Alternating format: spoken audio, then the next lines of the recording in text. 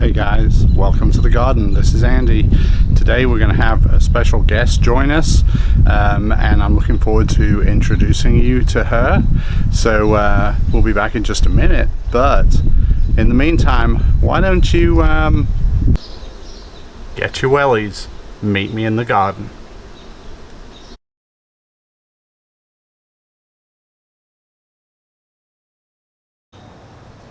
Hey guys, this is Andy back with you, and today I have a special guest with me. This is Rebecca, my friend Rebecca, who we got to go back a long way and work together as nurses back in the early 2000s. I started there at 2007. Okay, yeah. So a little bit later than that even, but anyway, but she is really getting into gardening. Her channel is pretty awesome, and even though she's new, she's trying lots of things, and she's very enthusiastic. Her energy is really what kind of makes the channel very inviting, I think. So anyway, I'm going to let her introduce the channel to you and tell you a little bit about herself, and then we're going to take a tour of my garden. So, Rebecca? I can't wait for the tour, so I'll try to get through this real fast. Okay. So, yes, my name is Rebecca Todd. I'm actually known in other circles as Mrs. Monster Todd. Right. And so that's how you can find me on social media, all platforms. It's Mrs. Monster Todd. And I've just transitioned it over to gardening, and I'm also dabbling in sourdough. Totally in love with both things. And you know, it's like that book, If You Give a Mouse a Cookie. So I started with gardening, then into sourdough. Last night I was looking at beekeeping. I mean, there are so many things. I'm just so excited about all of the possibilities of creating a sustainable lifestyle. Awesome. And being able to grow your own food, actually have a hand in it, plant things. When I started my gardens, I had zero faith that I could do it. So the fact that I've been able to grow and harvest and serve, it's just totally in love with it. Totally in love with it. And Andy's channel, Get Your Wellies, which you all know because you're here, actually showed me how to create the container gardens. And so I'm very excited to be here seeing his garden, and I was very excited to have you at mine yesterday, because just walking through here, seeing how everything comes together, I can make such better use of my space. I cannot wait to get started. Well, guys, I think we're ready to go do a little tour, and I'll let Rebecca ask me things as we go around, and I hope you enjoy it. So we'll see you in just a minute. So guys, here we are at the entrance to the garden. This is what you see when you first get here. And so I planted in these containers sunflowers in this one, and then zinnias in these other two over here. This tub is a little behind because I planted dill. The dill is very pitiful. I just got that one little plant there, and then I just in the last few days put this toothache plant in there. Okay, so what is toothache plant? Good question. So toothache plant is a medicinal herb, and it will actually produce spilanthin in the leaves, the stalk, pretty much all of the plant, and the flowers particularly when we get there. And this will produce little yellow bud flowers. And if you have a toothache, a mouth ulcer, anything like that, you can put that on there. The flower straight on there? The flower or the leaves. Or the leaves. Wow. And it will numb that area for about 10 minutes or so. Really? Yeah. And so it was used medicinally. Obviously, if you've got a real problem, you need to go get that taken care of. But it's a rather interesting sensation. So some good people in a pinch like till it. You get there, right? Right. Yeah. It is a good in a pinch. Some people like the sensation. It's also known as electric daisies, nature's pop rocks, buzz buttons. It's kind of a fun plant. Okay. So I've had this in the past and it was really fun, and I'm hoping to get some more this year. Okay, excellent. So how long does it usually take to mature? Do you know? We're looking at probably another couple of months at Okay. the most, and they'll should be big and bushy by then. Okay, so you were saying that your deal is pitiful. This is actually so much better than my deal. I have had zero luck with the seeds. Now, I noticed that I do have some that are probably about this tall right now. Yeah. And that's actually good because I was seeing nothing. Yeah. And a few of them are just in with some of my tomatoes, Yeah. I noticed. Well, that's maybe okay. peppers. So, we had a lot of rain right after I put that in, Uh-huh. so this was sort of the sole survivor of the flood. Look at this big grasshopper up here. Oh my. Look at you. Those, do you reseed from those? You can. I will probably, honestly, I'll probably just let the birds have them. Okay. Because they enjoy them. Oh, And I forget the name of this off the top of my head, but I'll find it for the video so you can look that one up. I want to say Red Sunset or something like that, but I'll look it up and put it on there. it's gorgeous. Yeah. Now the zinnias, I actually kind of took half of this side and planted purple, and half of that side was supposed to be white, and then the opposite. As you can see, mostly it's purple, and the whites kind of came up where they wanted to. So, but still, very stunning, very beautiful. Oh, it's absolutely gorgeous. All of my zinnias are pink, but I got 3 plants from the same person, and what I did not realize is, see if you can look at these, they grow in all different shapes, and it's like from the same plant, right? I can't figure that out, but it's absolutely gorgeous. Yeah, they are. They're beautiful. They're just kind of a mainstay thing. You can, and if you cut them, you actually can encourage them to get thicker and bush out. So these actually make a very good cut flower because they last for a good week actually. Oh, they do. So very good. Stunning. Now, what are these over here? So this is actually a hydrangea bush, Oh, okay. and it started as a cutting. I've mentioned this I think on the channel before, but it started as a really small cutting. Okay. And I put that in, and this year we got quite a few flowers on it, and looks like we're probably going to get more. Yeah, it's got a flower again. So the first year I cut this way back and didn't get anything the next year, and learned that you need to let some of the old growth stay there. Really? Yeah. Huh. Okay. So let some of the old growth stay. Because that's where your this is all flowers will new. be. Yeah, that's where some of them will come, and then you'll get some more. Okay. But some of these things, things that bush like this, some of them will grow on new growth, and some of them grow on old growth. So, Well, and then this should look familiar. This looks very familiar. Yeah, yes, it's going to be good. Okay, so funny story. Okay. You were touring mine yesterday, and at the end, I got my head got swimmy, and I was looking where I had to pull out my tomatoes, remember? Yeah. And I was like, oh, okay, so that's a green bean down there. I was on my knees putting in a new tomato container because I can't put it in the dirt. I was like, that is not a green bean. That's a sweet potato. I don't know how it got over there. I do not know. And no, these vines will go everywhere, and they'll even get sort of underground, so it wouldn't be unusual to see some pop up in the walkway next year. So when you, at the end of the year, when you get your potatoes out, you want to try and get as much of everything out as you can. Okay. Otherwise, even the little hairline roots will start Growing producing again. Sweet potatoes. Wow. So, and I really want mine to be contained. I like this look in the bed, and they're finally growing up here. We had a bunny problem for a little while. Because these look great. But that's how quickly these vines grow is impressive. You know. Oh yes, that they can grow faster than bunnies can eat them at this point. So that's a good thing. Now, this again, I am absolutely jealous of. Okay, so funny story, guys. Yesterday, he was asking me. He'd be like, "So what are these?" Well, this is my okra. What kind of okra? It's okra.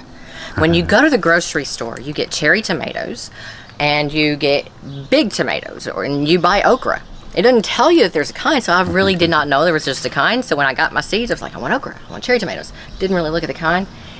This is so smart. He actually has it labeled with exactly what it is. Emerald okra. And actually, I grew these last year, and I like them. They're similar to Clemson spineless. They're not really spiky kind of feeling, not like a lot of okra is. But the seeds that I planted for these 2 plants, I actually planted about 4 in each of these spaces. Okay. And then, yes, I culled the other 3. You did the thing. I did it. You did it. Yeah, this is the thing. New gardeners don't like the whole culling things. It hurts my heart. Yeah. But it's necessary. I have learned that. This is how I have 2 really healthy looking plants. Exactly. And they're spaced, arguably I could have spaced them even a little further, but it's okay. And last year I grew these here. They grew, I think it's on the video, but I want to say 10 foot 3 inches tall. So you have 2 plants. How much okra do you expect to get out of this? Well, way more than I will use. Wow. Becky doesn't really care for it, but I'll pickle some. I love because okra. a lot of people we know like it pickled, so when they come we'll have something to offer as a snack then. So in my garden I had 3. So with Michael not eating okra really, and my mother might, but she won't come over too often, 3 will be more than enough for me. Now obviously I'll pickle some, but what about freezing it? Does it freeze well? So yes, you can freeze it, and much like squash, basically what you'll do is bread it and then lay each piece out on a flat, like a baking tray, put it in the freezer, let it get good and solid frozen, and then just transfer it to a Ziploc bag. Perfect. So easy to do. So Rebecca, have you seen these before? I have, and I also, okay, so from watching your videos, I also had a clue, because I know you don't like to use these for tomatoes so much. Right. You like to use them for peppers. I do. I think they these should are be called pepper peppers. cages. Yes. So these are peppers, and I recognize them on how they're growing as well. Right. Not sure what are maybe banana. Well, actually, so the writing has already faded off the labels on the ones that have labels here. So I only know that these are all 3 are very hot. Hot, okay. So they're probably Trinidad scorpions or red ghost peppers. I'm actually very familiar with peppers when they get to the fruiting stage. It's pretty easy. Once you've grown peppers for a while, you'll know. So I'm confident that I'll know what they are when they start bearing fruit. The red ghost peppers. Yeah. Are you able to save seeds from? Yeah. I say that. I'd love to grow one. Yeah, I say that, but of course these are very close to each other. Right. So they'll. And peppers like to cross-pollinate. Okay. So I don't trust peppers to not cross-pollinate. Okay. I really don't trust tomatoes either. In theory, they may just pollinate themselves, but to be sure, there is a method you can use to do that using the little gift bags that are made for like giving bridesmaids gift or whatever, like a little mesh bag.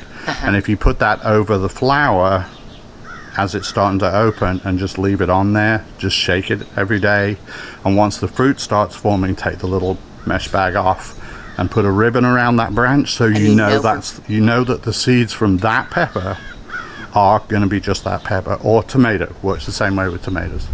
Wow, that's some good information right there. And I probably need to do, I think I've mentioned it in a video, but I probably need to do a whole video on that. Yeah, that's actually very good information right there, because I was just thinking, I've got some jalapenos that are already fruiting. Now, banana peppers are in front of that, but they're not flowering yet, so those will definitely be jalapenos. Yeah. I mean, yes, so those will. Those will be good seeds. If there are to no save. other flowers immediately close to it, you're pretty safe. Okay, good. Yeah. Good. And let's move back on down the pepper aisle here. Pepper aisle. Yes, sir. So this one here and this one here are jalapenos. Yes, I see. This is what mine are looking like. Yes. Yeah, you can see little baby Yes. ones there. I actually picked a few yesterday. Did you? So I don't think I left any on there. Once they get lots to of little ones on this there now. stage, how long does it take to be ready? Probably. Smells so good. Oh, I would say I'll get some more off of these in a couple of weeks. Okay. They grow pretty fast, and of course, Nice size too. yeah, and it will get bigger. I've had them get really big, and these are another thing that I've spaced out a lot. Okay. I used to do 3 of these in one of my tubs. Okay. And I would get lots of peppers, but it was too crowded. Okay. They like this a lot better. Okay. Now the ones I just showed you over here, these number one, they were not transplanted out for a while, so they were probably a little stunted. These 2 are coming on quicker than the little one on the end, but I'm pretty sure that it'll recover just fine. Okay. These went in pretty quick, so they're just doing better. Well, I had one of my jalapenos when they were delivered, because I bought 2 jalapeno plants, and when they were delivered, one of them was broken in half, but it has started growing. Okay. I was afraid it was going to die, but it started growing, so I'm excited about that. Yeah.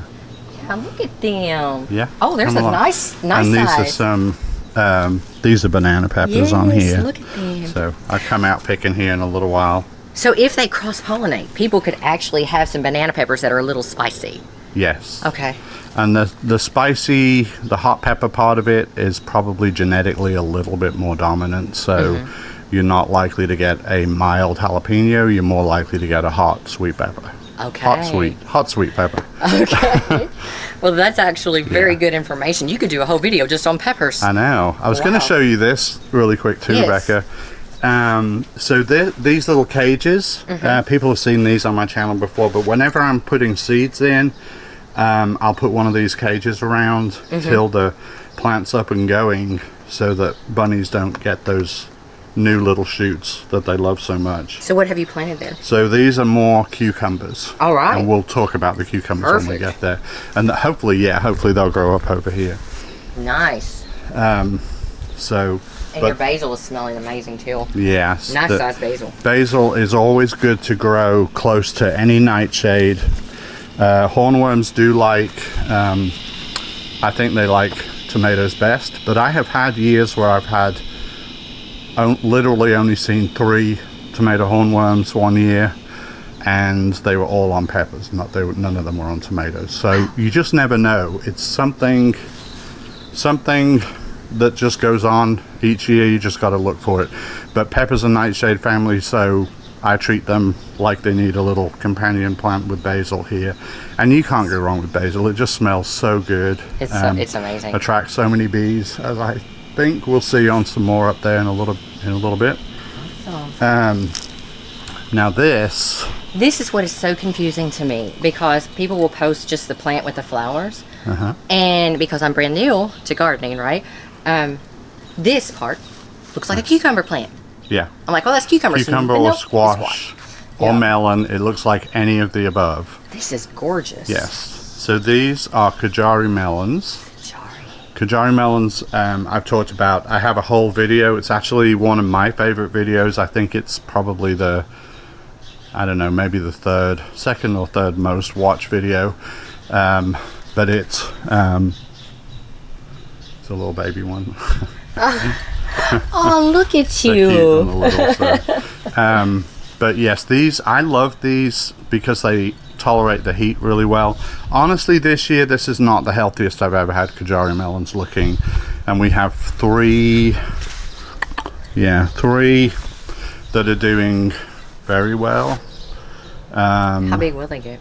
They can get anywhere from a pound, so not much bigger than now, up to 2 pounds. How do you know when to harvest? Good question. Okay. The reason I like Kajari melons is this melon will go from this green and creamish white stripes to fiery orange, and you've got about 24 to 36 hours before it drops right off the vine. So what I do is, and I'll come out and do this tomorrow because these are still green, but what I'll do is put a net over this like a fruit bag, and I'll attach it with a zip tie up here. And that way, so when it falls off, it's done. You know it's ready because it falls off. Okay. So you come out here when it's hanging in a bag, not attached to anything. Carry it in. Take it on in. Well, that's brilliant. Okay, so then let me ask you this. So many of those social media reels that I saw about cucumbers said if you leave it on there till it's fully ripe, it will kill the entire plant. Is that another old wives' tale? Or? No, yes and no. Okay. So some varieties are definitely more likely to do that. If you let it get to the size of a you know, a small watermelon, yeah, it can stop the plant from doing any more. But if you think about it, this is really most plants. There's inherently genetically built in to most living things, plants not excluded, that once you reproduce and your seed is out there, you don't need to keep going. Okay. So I do believe that. Because that gave me cucumber anxiety. I would be out there with bagel. Well, I mean, you know, do I need to pick you? I mean, I found some pretty big ones, and a lot of times you pick it off, and you know, another day later it starts growing more, so it's fine. There are some varieties that you can get away with that a bit easier than others, but I mean, I let one get a little bit big.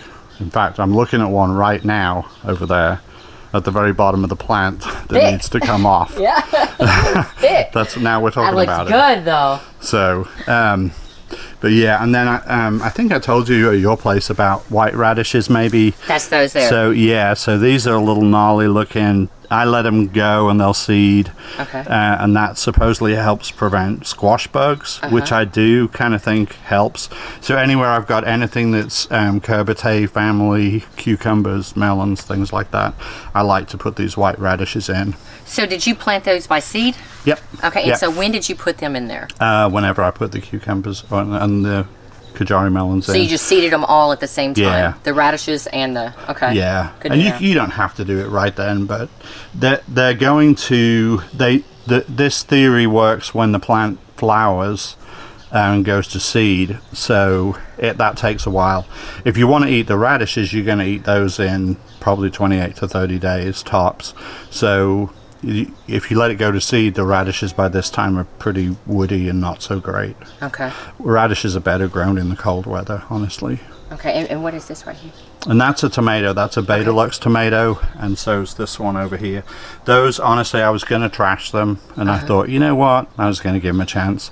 So I just tucked them in there. Well, this one looks like it's trying, right? Yeah, they're both trying. So what do you think of... What got it there around the bottom? I don't know. I'm really not sure. Honestly, I don't worry as much about things that don't look good. I used to be very finicky about it. Now I just, you know, if it makes it, it makes it. If it just nothing healthy's growing, I'm going to pull it out. That's kind of what I told my eggplants. I told them, if you want to live, you better prove it. Right. Because I'm pulling you up, Yeah. you know. So, but anyhow, and now all of a sudden there's like 3 of them. Hey, I'm here. So this is what I've got a whole other video planned to talk in depth about what I've already talked about this year a little bit, which is taking tomatoes and pruning them versus not pruning them. Right. So this one, I put it in a cage just to show you why cages are no good.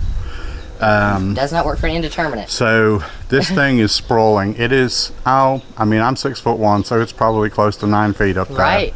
For sure. Yeah, it's pretty now, will massive. you just clip these, or are you just going to let it? No, I'm just going to let this one go. Okay. And it's got, you know, tomatoes all over it. Because this is a nice, thick Oh branch. yeah, is that the main I might build a tree house in it before the end of the year. Look at that. There's one. Ooh, let me just Can I? go ahead and try Look. it. By all means, try it. Chadwick cherry. It's okay. Yeah.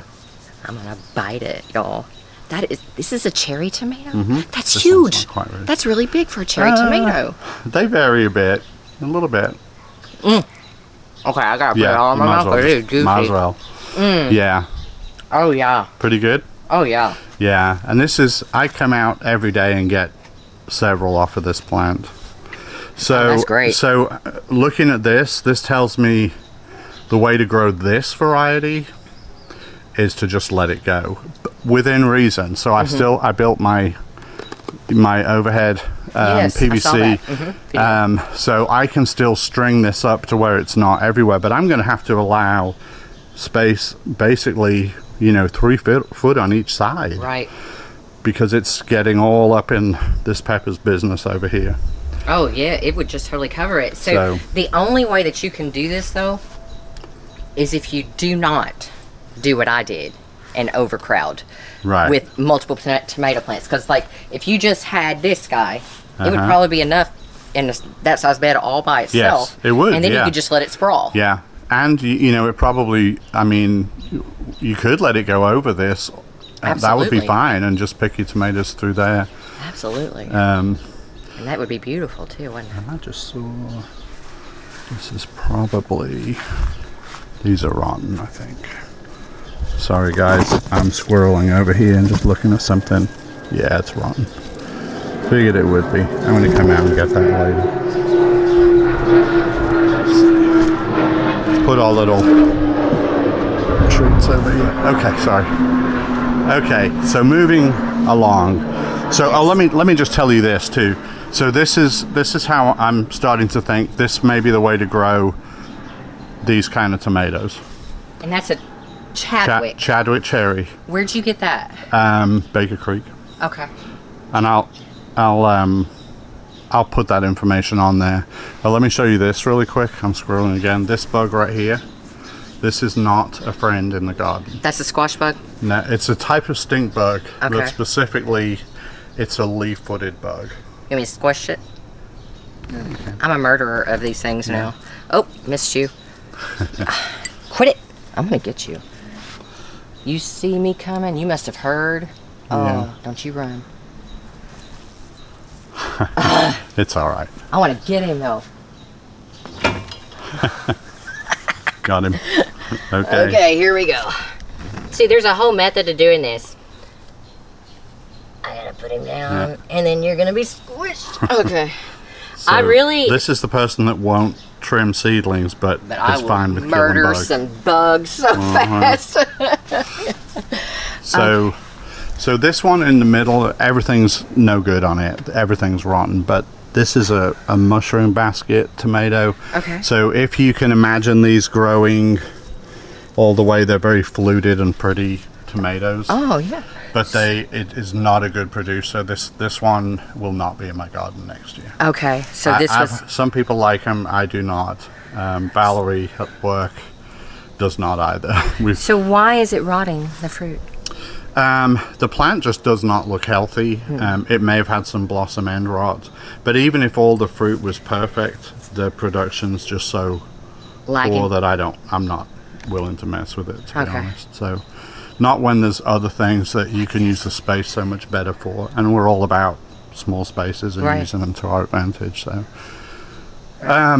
so that one will come out. I left it in just to show you. This one just is not a really healthy. I mean, I say that it's still producing some stuff up top that looks okay, but the plant's pretty yellowed. The fact that leaf-footed bug was on it kind of tells me it's a little sickly. The bugs really tend to go for the more sickly plants first, because they're weaker. Makes Easy sense. Picking. Yeah. Okay.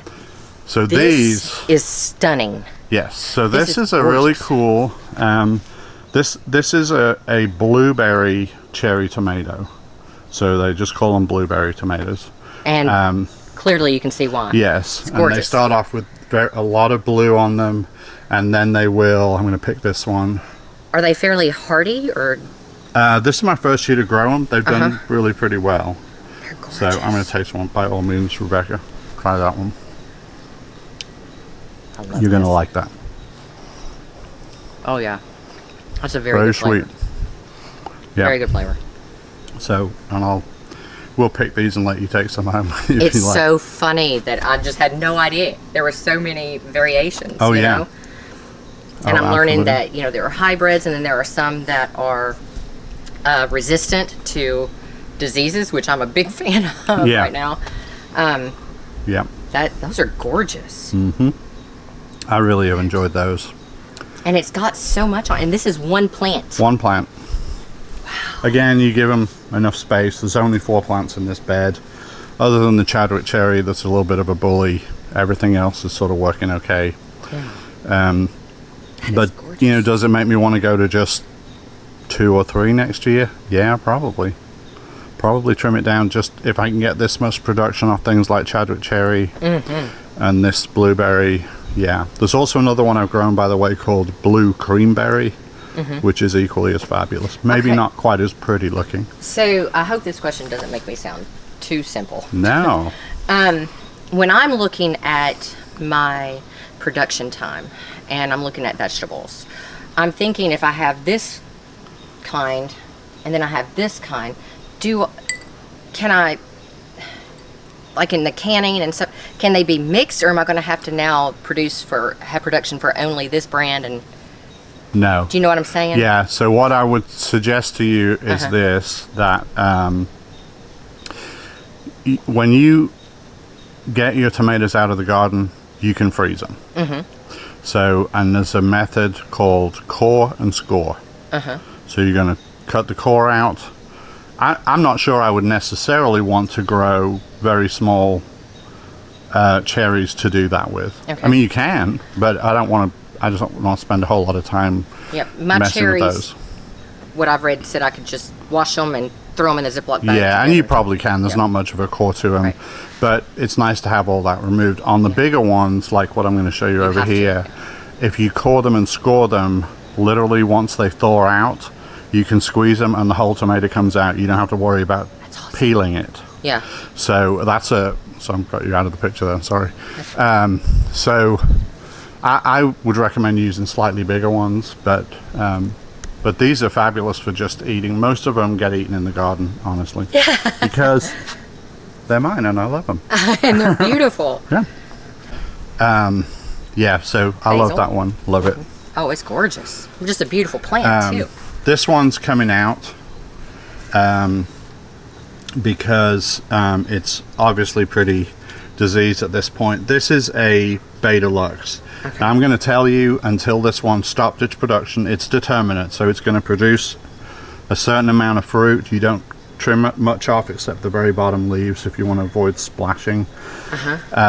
But it's, these tomatoes are not good. Oh, they're not? So I'm just going to take the whole thing out. But I wanted to show you. This is what a determinate tomato looks like when it's spent.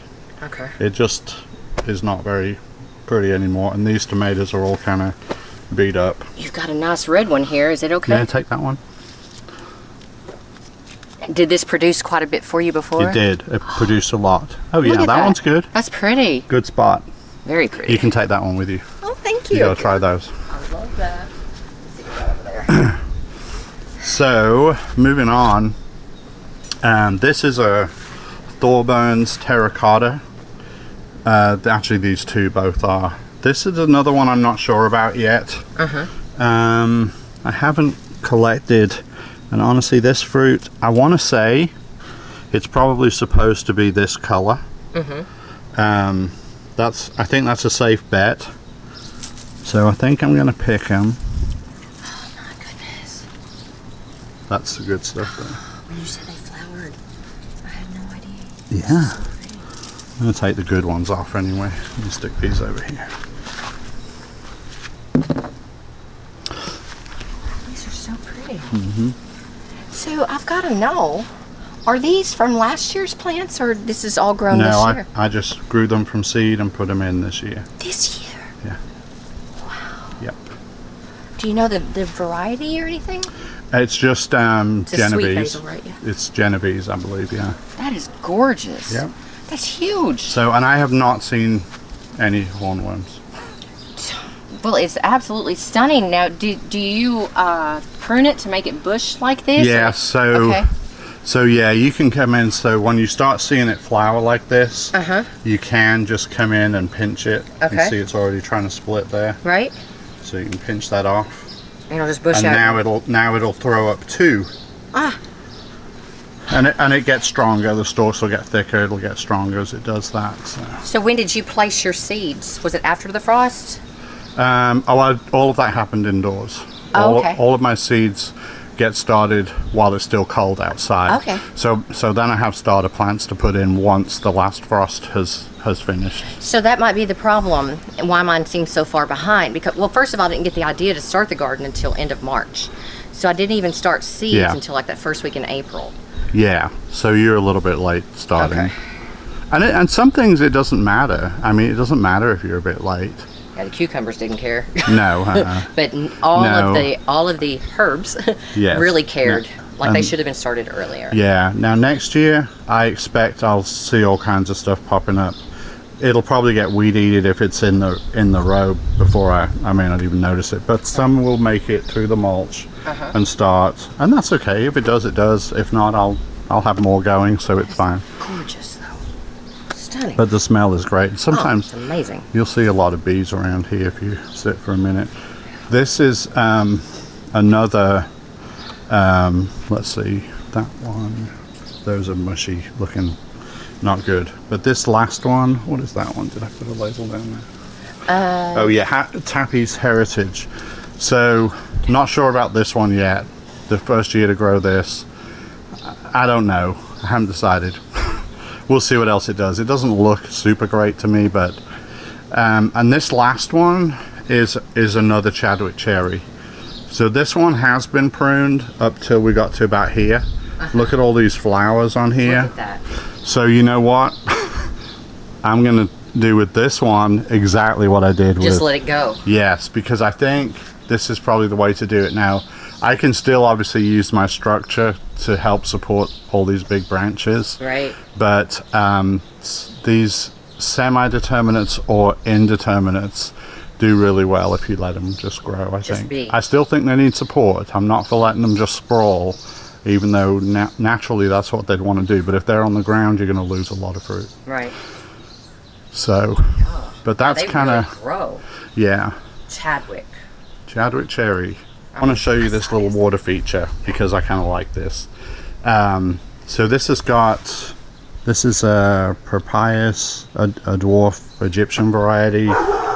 This is called bear root, and this, are you familiar with this plant? I am not. This is called a pitcher plant. Pitcher plant. So Velvet. it will actually capture insects or even small reptiles, newts, lizards, and the top will close. Really? It's a carnivorous plant. Wow. Yeah. Is its name Audrey? Do you know what that's from? No, I don't. Little Shop of Horrors. Oh, okay, Yeah. okay. I should know that. Yeah. I should know that, but Audrey. so, and then these are just water lettuce. They sell these at like the nurseries that sell pond things. That is gorgeous. But here's another thing not to do. If you ever decide to do a water feature and you want something floating, unfortunately they're not edible lettuce, but look at the root systems on these. Wow. So that's impressive. And this water is really clear. I do not have fish in here. My little goldfish died. Oh. But this water is super clear. I mean, I really feel like it'd be safe to drink it in a push. So it's the roots. Yeah. The roots clean the water, yeah. And if you have fish in there, that would help feed the plants a bit too. But but I started with one. Now it was bigger than this, but you put one in there. Don't ever buy more than one, because in a matter of a week or two, they're just going to split like crazy. Yeah, I've thrown pounds of this stuff away. Are you kidding?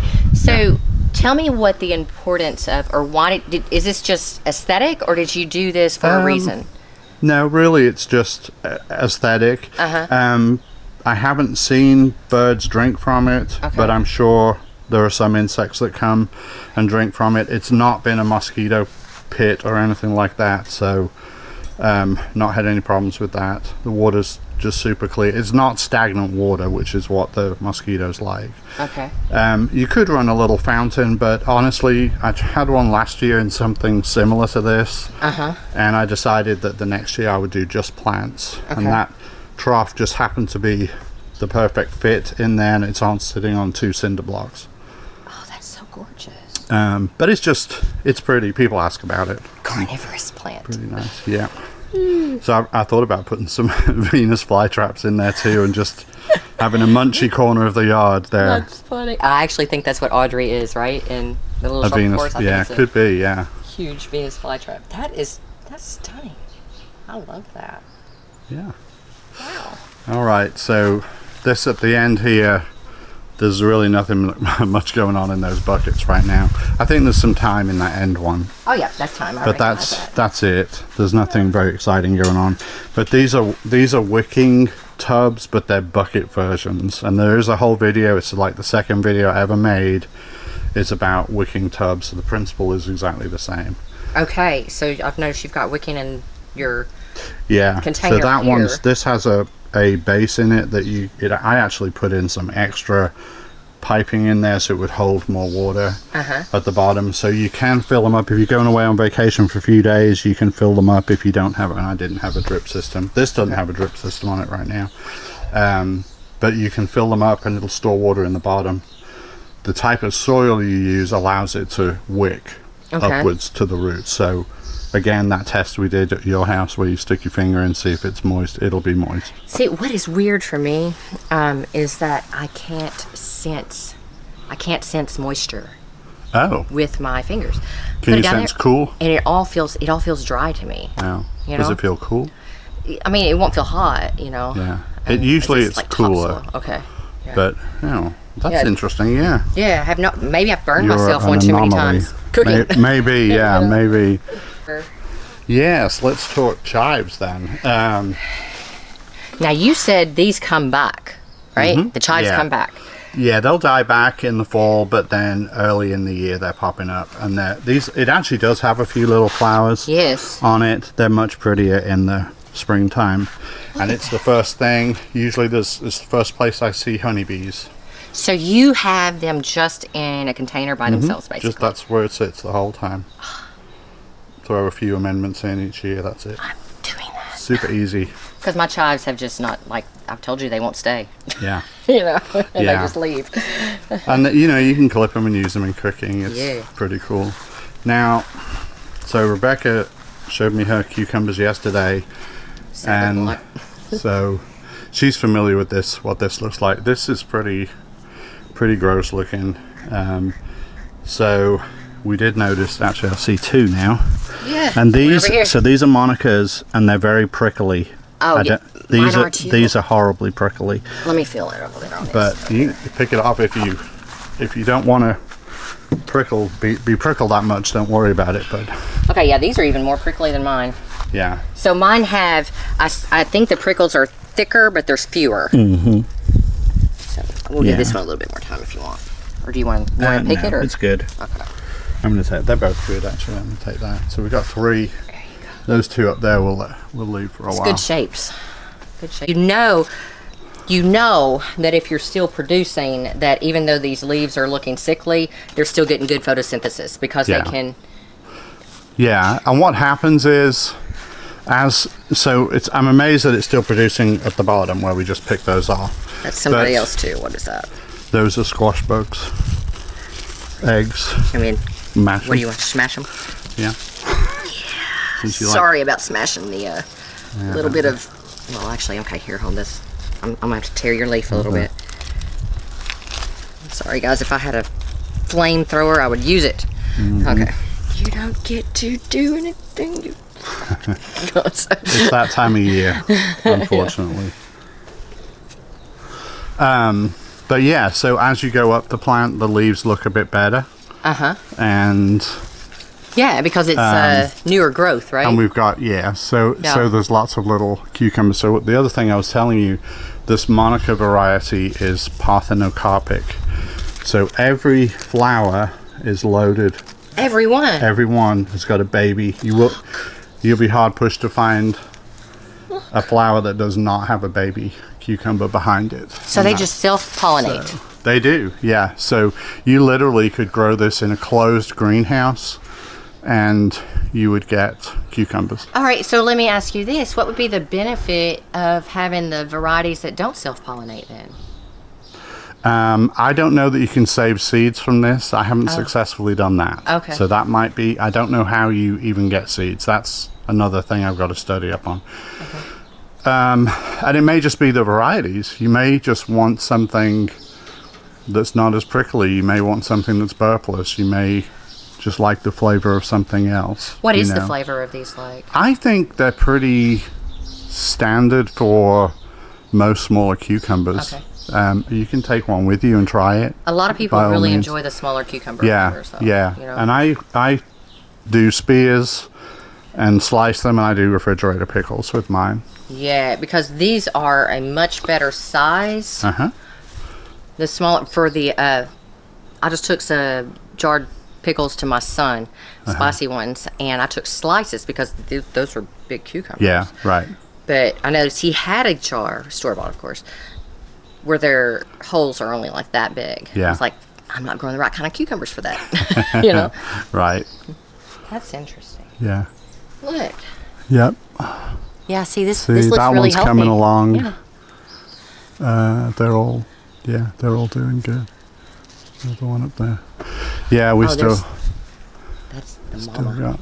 That's the mama, right? Yeah. Wait, no, that's a ladybug. We'll let you live. Is it a ladybug? Oh yeah. Yeah, we let you let that live. Oh, yep, and there's another ladybug. Yeah, good. Go eat the bad ones. There's some more squash bug eggs. Hateful things. Yeah. Yeah. But okay.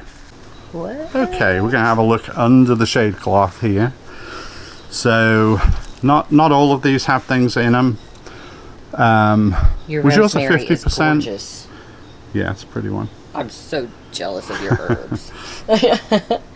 And this is a opal basil next to it. Oh man, that smells so good. Yeah. Do you harvest this and dry it, or what do I you... haven't yet. I need to, but I haven't yet. The other thing, if you have different kinds of basil in your garden, they're gonna cross-pollinate too. Yeah. Wow. So you gotta, you kind of, if you really want a certain kind, you gotta just start some every year. I mean, I like the crosses too. They're great for the bees and everything. But this is another Beta Lux, and this is starting to produce some flowers. Sure is. So this was my really. This is the determinant. It's determinant. Yes. So, and you let me know what you think of that tomato. Okay. After you'll try that at home. Okay. Let me know how that is, because I really liked it. I was very surprised how good it was. Okay. So is that a paste tomato, or? It is not. It's like a saladette size tomato. Pretty much most of them are about the size of the one you found on there. Okay. Your sage is huge. Yeah, the sage is good. It's actually, it looked straggly for a while, and what I did was transplanted it from one of those buckets. I transplanted it over here, and I cut it way back early in the spring and just let it come back, and it's come back big. Yeah. So yeah, it's nice. So this was a plant from last year? Yeah. Okay, so... Yeah, it made it through the winter, but it was like a long stalk and a little bit going on at the bottom. Okay. And so I cut that long stalk and another couple of pieces off, but I transplanted it over here. So new soil, and it's got a little bit more shade. The problem, I think, in the wintertime, these buckets, of course, the roots get really cold. Okay. Some things can handle it, some don't. So mine that are in the ground, should I just cover them? They should be fine. Okay. They may die back, but they'll come back. The roots should be okay. If they're in the ground, the roots should be fine. That really makes me happy. Yeah. I love things that are going to come back. Especially if you mulch them too, that's even better. Okay. So there's 5 plants here, and I've got them kind of leaned where they've got some space to grow, and these are a paste variety. Okay. Their Amish paste is an heirloom paste variety. And clearly determinate. Or it's an indeterminate. I mean, that's what I meant. Yeah, indeterminate, because it's just going to keep growing. Yeah. This is, so you can sort of see that familiar Roma shape of this fairly typical of paste type tomatoes. There's a couple over there, and I've taken quite a few off of here. I've taken some red, and then there's a couple of people I've given green ones to. One person in particular that takes care of my mother-in-law said they made the best fried green tomatoes. Oh, really? Yeah. She said they were some of the best ones. She likes some fried green tomatoes. Yeah. So these look, they look pretty good under here. They do. So how long have these been under the shade cloth? The shade cloth stayed up all through the winter this year. It did? Okay. That's probably not a great idea, to be honest with you. I wouldn't recommend that, because Becky and I had to fold it up the first year, and then I put it back on, and then last year I used it for another season, but I left it up there, and it's got a few little rips here and there. So it's actually brittle, maybe? Yeah. I don't know. It's as much as probably just the wind, but like there's a hole right up above your head there.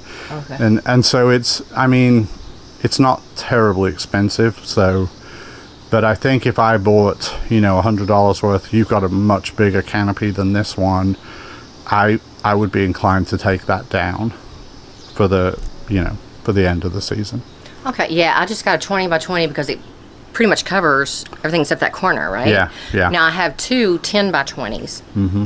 They were very inexpensive, but mine are 40%. I think yours are 50. 10 by 20, yeah.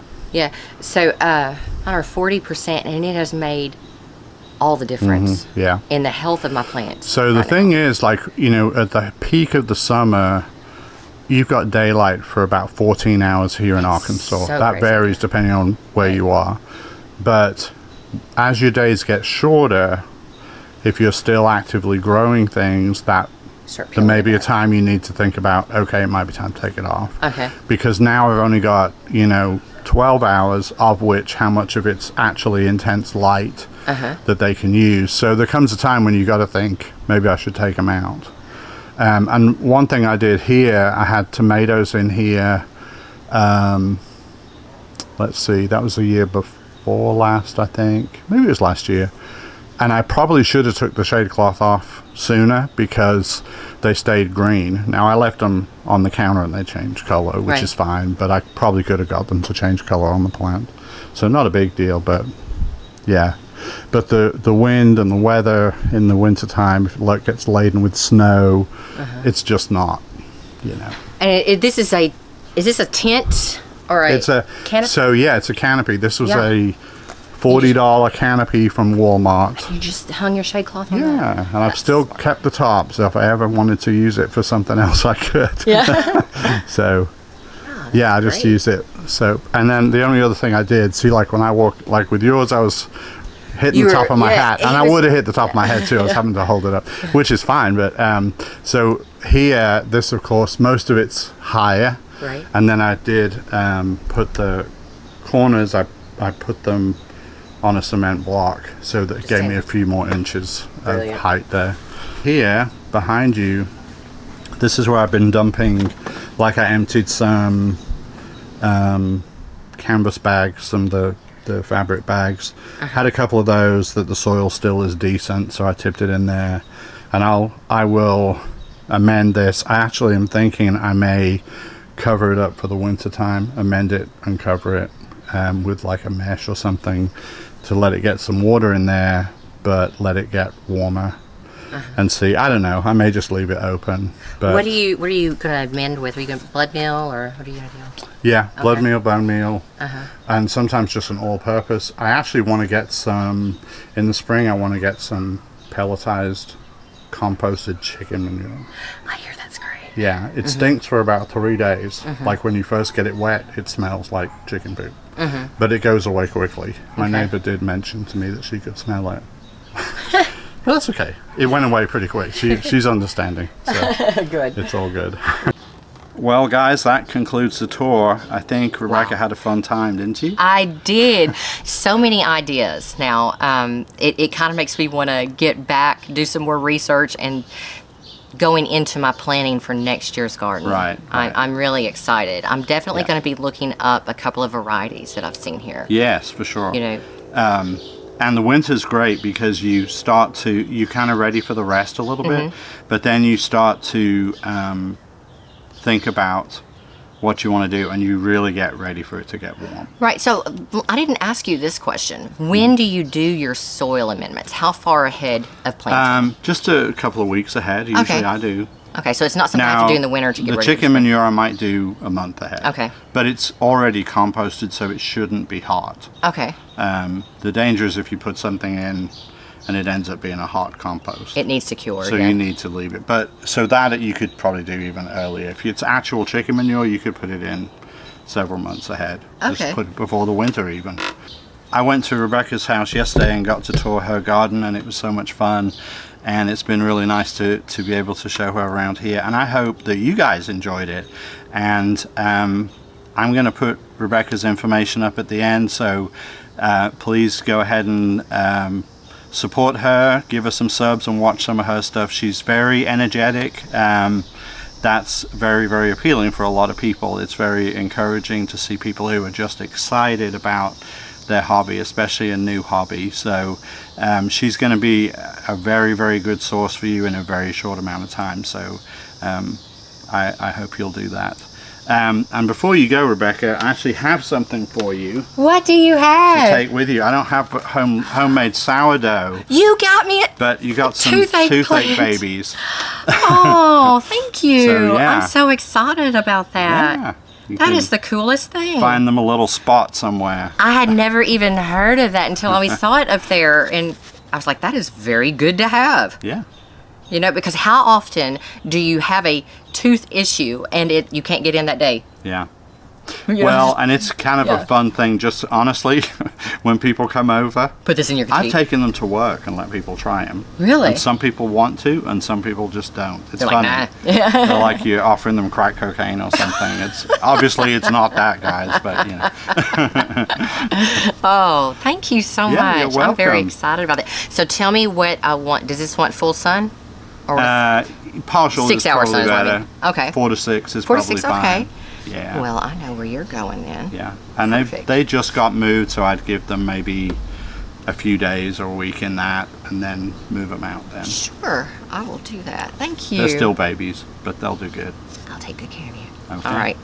Well, guys, thanks for joining us, and I hope you will come back and see the channel again, visit me again, visit Rebecca too, and until next time, bye now. Bye-bye.